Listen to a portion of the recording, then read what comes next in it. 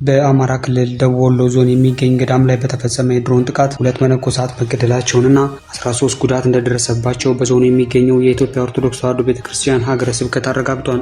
የተፈጸመውን ጥቃት ዘግናኝና አሰቃቂ ድርጊት ሲል የገለጸው የደቡብ ወሎ ዞን ሀገረ ስብከት የሚመለከተው አካል ይህን አይነት ክስተት እንዳይደገም በትኩረት እንዲያሳስብ ጠይቋል። በደቡብ ወሎ ዞን ቦረና ወረዳ በሚገኘው ጊዮን አባይ ገዳመ አስቄት ቅድስት አርሴማ፣ አቡነ አረጋዊና ቅዱስ ቂርቆስ የአባቶችና የእናቶች አንድነት ገዳም ጥቃቱ የደረሰው ረቡዕ ሐምሌ 15 ቀን 2018 ዓ.ም እንደሆነ አንድ የሀገረ ስብከቱ ምንጭ ለቢቢሲ ተናግሯል። የሴት መነኮሳት መኖሪያ በሆነው ገዳሙ ላይ ጥቃት የደረሰው ረፋድ 4 ሰዓት ገደማ እንደነበር ስማቸው እንዳይጠቀስ የጠየቁት የቤተ ክርስቲያኗ ምንጭ ሐሙስ ዕለት ለቢቢሲ ገልጸዋል።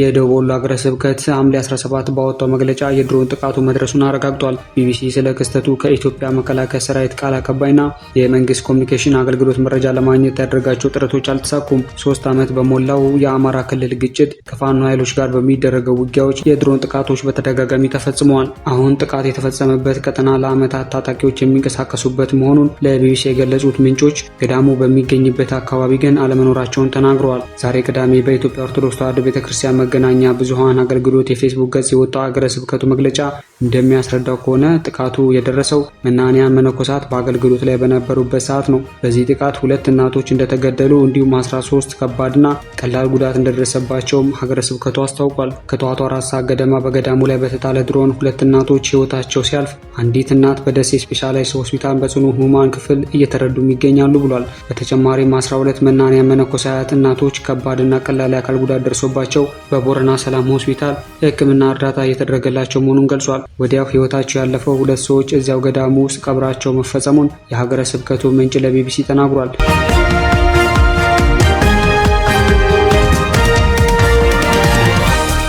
በጽኑ መጎዳታቸው ከፍ ላለ ሕክምና ወደ ደሴ ከተማ የተላኩት መነኩሴ ቀዶ ሕክምና እንደተደረገላቸው ሐሙስ ዕለት ተናግረውም ነበረ። በሰዎች ሕይወትና አካል ላይ ከደረሰው ጉዳት በተጨማሪ በገዳሙ የሚገኙ መኖሪያ ቤቶች እንዲሁም መነኮሳት የሰበሰቡት የዓመት መቁነን ወይም ቀለብ እንዲሁም የገዳማቱ የዕለት መገልገያ ንዋየ ቅድሳት ከጥቅም ውጭ እንደሆኑ በመግለጫው ተጠቅሷል።